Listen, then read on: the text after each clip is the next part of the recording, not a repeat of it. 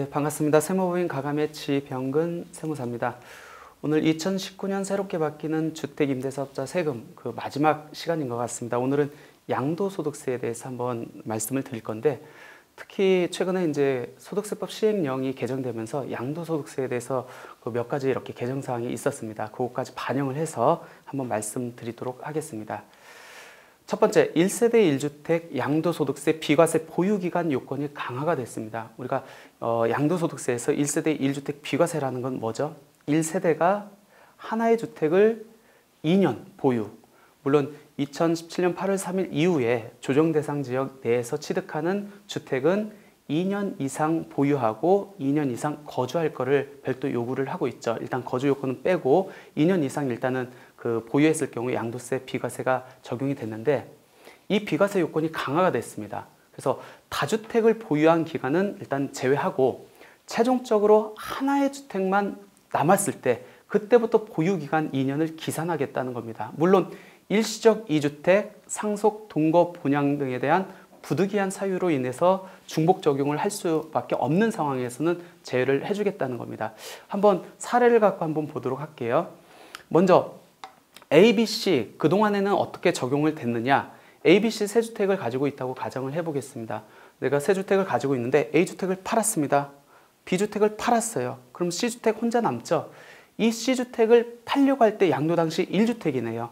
그러면 보유기간을 산정할 때 그동안에는 어떻게 했냐면 C주택, 남은 C주택의 취득일부터 C주택의 양도일까지 그 기간을 보유기간으로 산정을 했습니다. 근데 2021년 1월 1일 양도분부터는 다주택으로 중복하고 있는 기간은 보유기간으로 치지 않겠대요. 그래서 A, B, C 세 채를 가지고 있었을 때는 A 양도하고 그러면 B하고 C하고 중복되죠. 그러니까 안 쳐주고 B를 비로소 팔았을 때 C 혼자만 남습니다.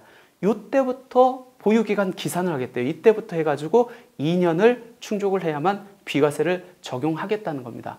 만약 이게 조정 대상 지역 내에 소재하는 주택이다. 그러면 이때부터 해서 보유기간도 기산이 되고 거주기간도 이때부터 기산을 하겠다는 겁니다. 그러다 보니까 비과세 보유 그 혜택이 상당히 이렇게 줄겠죠. 아무튼 2021년까지 매도하시는 게 어쩌면 더 유리할 수 있다라고 보시면 될 것 같습니다.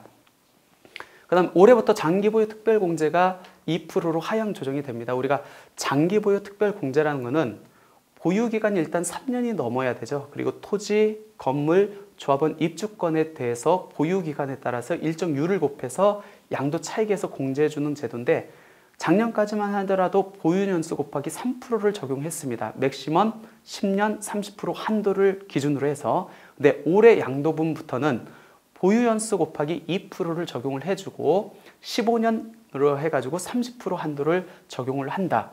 근데 1세대 1주택 과세대상 그거에는 장기보유 특별공제를 8%씩 적용했는데 여기에 이제 거주요건을 신설을 했습니다. 따라서 그동안에는 거주요건과 상관없이 보유연수 곱하기 8%, 즉 10년 80% 한도를 해가지고 과세대상 1세대 1주택에 대해서 장기보유 특별공제를 80%까지 적용을 했는데 2020년, 그러니까 올해 말까지는 괜찮아요. 근데 내년에 파는 양도하는 분부터는 2년 이상 거주한 경우에 한해서만 보유연수 곱하기 8%를 적용을 하고, 그렇지 않은 경우에는 일반적인 우리 보유연수 곱하기 그 2%를 적용하겠다는 겁니다. 그러니까 만약 과세대상 1세대 1주택을 조만간에 팔아야 되는 상황에 있다. 그러면 반드시 올해까지 파시는 게 훨씬 더 세부담 측면에서는 유리하다. 한번 비교를 해볼까요? 사례입니다. 과세대상 1세대 1주택 양도시기에 따른 세액 비교예요. 과세대상 1세대 1주택이라는 건 뭐죠? 우리가 1세대 1주택은 9억 원까지 세금을 안 내죠. 근데 그 금액이 9억 원을 초과했다는 거예요. 예를 들어서 양도가액이 12억 원이라고 가정을 해볼게요. 취득가액이 4억 원입니다. 그리고 보유기간을 15년 보유를 했다고 가정을 해보겠습니다. 만약 이거를 올해 파는 경우하고 내년에 파는 경우하고 한번 비교를 해볼게요. 전체 양도 차익은 8억이죠. 근데 8억 중에서 아까 9억 원까지는 비과세가 적용된다고 했잖아요. 그래서 비과세되는 양도 차익분하고 과세 대상이 되는 양도 차익분을 안분을 해야겠죠. 그러니까 비과세가 되는 거는 6억이 되고 과세 대상 양도 차익은 2억이 됩니다. 이 2억에 대해서 이제 장기 보유 특별 공제를 해주는데 올해까지 양도할 경우에는 8%씩 적용을 한대요. 지금 사례 같은 경우는 보유 기간이 15년 적용했으니까 맥시멈 80%까지 장기 보유 특별 공제가 적용이 돼서 궁극적으로 산출세액이 454만 5천 원이 나옵니다. 근데 이 똑같은 케이스, 똑같은 양도 차익을 갖고 내년에 양도한다. 그러면 장기 보유 특별 공제가 몇 프로가 적용되냐면 2%씩 적용되잖아요. 거주를 안 했다는 가정하에.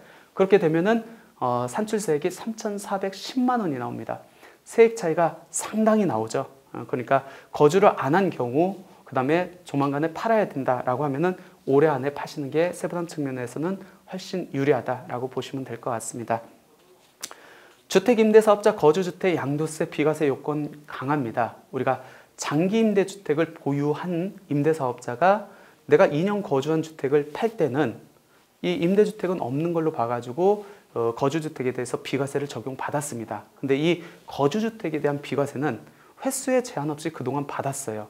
근데 이번에 시행령 개정으로 인해 가지고 최초의 거주주택을 양도하는 경우에 딱 평생 한 번에 한해서 비과세를 해주겠다는 겁니다. 한번 사례를 들어 한번 볼까요? 그동안에는 거주주택 비과세를 어떻게 해줬는지 한번 보겠습니다. 내가 A주택, C주택, D주택 세 주택만 가지고 있다고 가정을 할게요. 근데 A주택을 팔고 싶은데 세금이 양도차익이 엄청나요. 그러면 이 A주택을 비과세 받을 수 있는 그 케이스가 C하고 D주택을 임대주택으로 등록하면 되잖아요. A주택에 내가 2년만 거주했다고 하면은 C, D를 임대주택으로 돌렸을 때 A주택에서 비과세를 적용받았죠. 그렇게 해서 A주택을 비과세 받았습니다.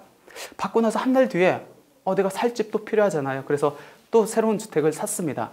사고 2년을 거기서 거주를 했어요. 그동안 한 C, D는 의무임대 기간을 충족하고 있겠죠. 그리고 이 B주택에 대해서 2년 있다가 내가 팝니다. 팔면은 그때 팔 때 당시에 C, D는 여전히 임대주택으로 공하고 있기 때문에 이 B주택이 2년 거주를 했다고 하면은 이 B주택도 비과세가 됐어요. 설령 B주택을 매매를 하고 또 다른 주택을 사가지고 2년 거주한다고 했었을 때 나머지 주택이 임대주택으로 계속 공하고 있으면 또 비과세가 가능했거든요. 근데 정부에서 이 꼴을 못 보겠대요. 그래서 어떻게 바꾸냐? A주택하고 C, D주택만 있었을 때 C, D를 임대주택으로 묶습니다. 그럼 A주택에서 비과세가 당연히 가능하겠죠. 그리고 B주택을 신규로 취득을 했습니다. 2년 거주를 하고 팔 때 이제부터는 안 해주겠다는 겁니다. 즉 거주용 주택에 대한 비과세는 딱 한 번 최초 거주용 주택에 대해서만 비과세를 적용하겠다는 겁니다. 또 이번에 개정된 내용 중에 하나가 뭐냐면 이번에는 C하고 D주택에 관련된 내용입니다.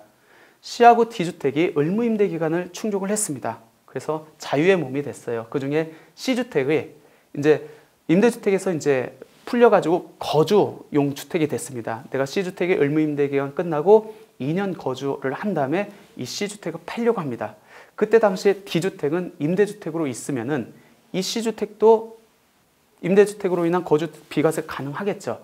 대신에 직전 거주용 주택 양도일로부터 지금 양도 차익만 이렇게 비과세가 되겠죠. 근데 앞으로는 이 거주용 주택에 대해서 양도 차익에 대해서 과세를 하겠다는 겁니다. 대신에 마지막 남은 D주택에 대해서만 거주용 주택으로 변환했었을 때 이것만 비과세를 해주겠다는 겁니다. 그러니까 상당히 세부담이 늘어나겠죠. 그러면 이 거주용 주택 양도세 비과세 요건 강화되는 이 법은 언제부터 시행되느냐? 우리가 소득세법 시행령 시행일이 아마 지금 이제 개정안이 올라왔고 공포되고 시행되는데 아마 2월 10일 전후가 될 것 같습니다. 그때 이후에 취득하는 분부터 적용하고 당연히 법 시행일 이전에 이미 취득한 주택에 대해서는 예전 규정을 적용해야겠죠. 따라서 아마 2월 10일 이후에 취득하는 주택에 대해서는 더 이상 거주주택에 대해서 반복적으로 비과세를 적용하지 않겠다는 내용입니다. 그 다음에 주택 임대사업자와 관련해 가지고 장기 임대주택으로 변경 등록했을 때 임대기간이 합리화됐습니다. 무슨 얘기냐면 우리가 임대주택법에 따라서 단기 임대주택을 장기 임대주택으로 전환이 가능하죠. 전환했었을 때 민간 임대주택법에 따르면은 그 임대주택 단기 임대주택으로 공했을 때 임대기간을 그대로 인정을 해줬습니다. 지금 단기 임대주택의 의무기간이 4년이잖아요. 4년 범위 안에서 장기로 변경된다 할지라도 요 임대 기간은 그대로 인정을 해줬는데 우리 이제 양도세 할 때 특히 조세특례 제한법에서는 이 단기 임대 주택으로 의무 기간 그 한 거를 50%만 인정을 해줬어요. 그러니까 서로 밸런스가 안 맞죠. 또 불리하게 적용하겠죠. 그래서 이번에 그 세법을 바꿔가지고 최대 4년을 한도로 해가지고 기존 단기 임대 기간 전체를 임대 기간으로 인정을 해주겠다라고 이제 세법을 바뀌었습니다. 잘 된 거죠. 우리 입장에서는 합리화됐고 또 민특법하고의 또 그 일치성도 있고 잘 개정된 것 같습니다. 주택임대사업자 양도소득세 특례 적용 시 적용 요건 추가 신설입니다. 무슨 얘기냐면 우리가 주택임대사업자를 등록을 했었을 때 양도소득세에서 그 적용받는 특례들이 몇 가지 있습니다. 첫 번째가 1세대 1주택 거주요건 배제, 두 번째가 거주주택 비과세 특례, 세 번째가 다주택자 중과배제, 그 다음에 장기 보유 특별공제, 추가공제, 특례 적용, 양도소득세 100% 감면. 이 6가지 중에서 마지막 2가지, 즉 장기보유 특별공제, 특례 적용하고 양도소득세 100% 감면은 기왕에 이전에도 임대료 증액 제한 5% 준수 요건이 있었어요. 근데 나머지는 없었거든요. 근데 나머지에 대해서 이제 5% 증액 제한 요건을 추가를 하겠다는 겁니다. 따라서 앞으로는 임대료 증액 제한 요건을 준수하지 않으면 물론 민간 임대주택법에 따라서 과태료도 적용 대상이 되고 그다음에 국세와 관련돼서는 이제 혜택을 감면 혜택을 전혀 적용받지 못합니다. 따라서 우리가 소득세법 시행일 아마 2월 10일 전후가 될 것 같은데 그 이후에 임대차 계약을 갱신하거나 새로 체결하는 분부터는 반드시 임대료 증액 제한 5%를 준수를 해야만 나머지 국세 혜택도 그대로 적용받을 수 있다라고 보시면 될 것 같습니다. 9.13 부동산 대책과 관련된데 올해도 그대로 적용되기 때문에 같이 말씀을 드리도록 하겠습니다. 조정 대상 지역 내 일시적 2주택자 중복 보유 기간이 축소됐습니다. 우리가 양도일 당시에 한 채가 있어야 비과세가 적용되는데 예외적으로 일시적 2주택은 비과세를 적용해 주죠. 요건이 어떻게 됐죠? 내가 종전주택 취득일로부터 신규주택 취득하는 그 텀이 1년이 있어야 되고 신규주택 취득하고 나서 3년 내 팔아야 되고 그 다음에 3년 내 팔 때 1세대 1주택 비과세 요건을 충족을 해야 된다라는 거였죠. 그러니까 중복 적용 기간이 3년이 적용됐는데 조정 대상 지역 내 일시적 2주택자는 3년을 적용 안 하고 2년을 적용하겠다는 겁니다. 대상이 조정 대상 지역 내 일시적 2주택자예요. 그러면 조정 대상 지역 내 일시적 2주택자란 어떤 사람을 가리키느냐? 조정 대상 지역 내 종전주택이 있습니다. 그런 상황에서 조정 지역 내에 신규 주택을 취득하는 자를 의미합니다. 그럼 거꾸로 얘기하면 어떻게 되겠죠? 종전주택은 조정 지역 대상 지역 안에 있어요. 근데 내가 새로 취득하는 주택이 조정 대상 지역 밖에 있습니다. 거꾸로 종전주택은 조정 대상 지역 밖에 있어요. 근데 내가 신규 취득하는 주택이 조정 대상 지역 안에 있습니다. 이럴 경우에는 조정 대상 지역 내의 일시적 2주택자에 해당이 안 되겠죠. 그럴 경우에는 보유기간이 3년, 중복 보유기간이 3년이 적용되는 거고 단순하게 조정지역 대상 안에 종전주택이 있는 상황에서 신규 주택을 조정지역 대상 지역 안에 있는 걸 취득했을 때 그때만 보유기간 2년을 적용하겠다는 겁니다. 그 다음에 장기보유 특별공제 특례 적용하고 양도소득세 100% 감면 적용을 할 때 2018년 9월 13일 이전에 취득하는 주택에 대해서는 가액요건이 적용받지 않았습니다. 즉 면적만 국민주택 규모 이하면은 가액이 임대 개시일 당시 기준시가가 6억이 넘던 안 넘던 상관없이 그대로 특례를 적용해 줬는데 2018년 9월 14일 이후에 취득하는 주택은 설령 그 주택이 조정 대상 지역 내에 소재하고 있는지 여부와 상관없이 무조건 가액 요건이 신설됐습니다. 따라서 가액 요건을 이제는 준수를 해야만 특례 적용하고 양도세 100% 감면을 적용받을 수 있고요. 예외적으로 그럼 2018년 이 정책이 9월 13일에 발표가 됐기 때문에 2018년 9월 13일 이전에 취득한 주택은 당연히 가액 요건을 적용 안 받겠죠. 그리고 대책이 발표된 9월 13일 그 당일날까지 매매 계약을 체결하고 계약금을 지급한 사실이 확인되는 경우에도 배제를 해주겠죠. 결론적으로 2018년 9월 14일 이후에 취득하는 주택에 대해선 가액 요건을 충족을 해야 된다라고 보시면 될 것 같습니다.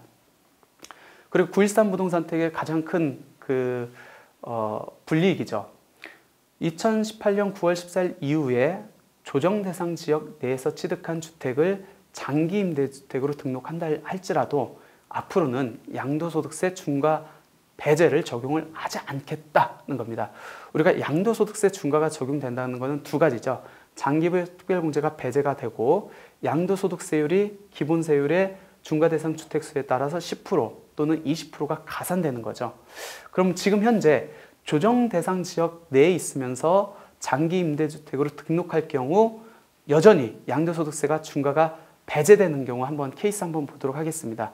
대책이 2018년 9월 14일 이후에 취득하는 주택에 대해서 그 양도세 중과를 하겠다는 거니까 그 이전에 취득한 건 괜찮겠죠. 또 대책 발표일에 매매계약을 체결하고 계약금을 지급한 게 확인되는 경우도 괜찮겠죠. 그리고 조정대상 지역 밖에 있는 주택을 취득하는 경우에도 괜찮겠죠. 그리고 마지막으로 조정대상 지역 밖에 있는 걸 취득했는데 얘가 조정대상 지역으로 추가 지정이 됐습니다. 그럴 경우에는 조정대상 지역 공고가 있는 날까지 매매계약을 체결하고 계약금을 지급한 사실이 확인되는 경우까지는 아직까지 양도소득세 중과 배제를 적용받을 수 있다라고 보시면 될 것 같습니다. 그리고 마지막 장기 임대 사업자에 대해서 양도소득세가 100% 적용해줬는데 이게 2018년 12월 31일까지 일몰됐습니다.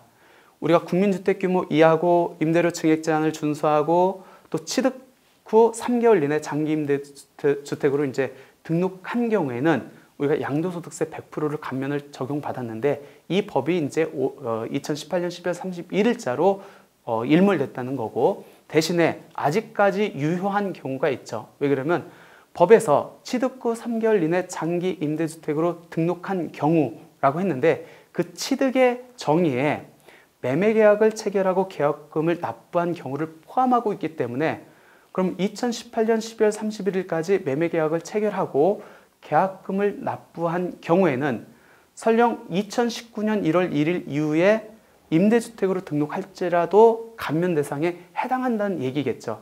그러니까 보통 우리가 일반 아파트를 분양받은 경우가 여기에 해당될 수 있겠죠. 따라서 아파트를 분양받았다. 또는 이제 오피스텔 분양받았다. 근데 18년 12월 31일까지 매매계약을 체결했다. 그럴 경우에는 나중에 그 이후에 완공이 된다 할지라도 완공일로부터 3개월 내 임대사업 등록, 즉 장기로 내야겠죠. 장기 임대주택으로 등록할 경우에는 양도소득세 100% 감면이 일몰됐다 할지라도 그대로 적용받을 수 있다라고 보시면 될 것 같습니다.